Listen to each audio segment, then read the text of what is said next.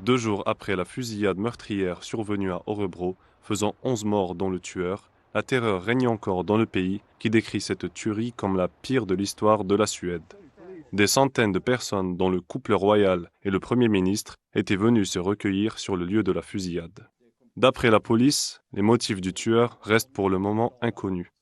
Nous interrogeons des témoins et des personnes qui ont des liens avec l'assaillant pour comprendre pourquoi cela s'est produit et nous n'avons pas encore de réponse à donner. Nous pensons savoir qui est l'assaillant, quelle est son identité, mais nous ne confirmerons aucune information de ce type avant d'être absolument sûrs d'avoir obtenu une correspondance ADN que nous avons maintenant envoyée au Conseil national de médecine légale. L'identité du tueur n'ayant toujours pas été confirmée par la police, la presse suédoise l'aurait quant à elle identifié comme étant Rickard Andersson, un homme âgé de 35 ans qui vivait reclus et qui avait des problèmes psychologiques. Entre la peur et l'incompréhension, les voisins du tueur présumé sont sous le choc.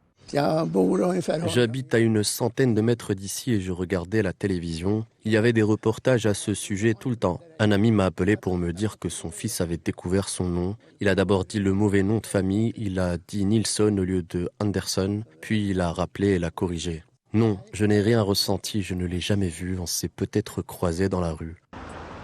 Pour l'instant, la police poursuit son enquête sur l'identité et le motif du tueur, qui pourtant menait une vie paisible en apparence, laissant tout un pays sous le choc.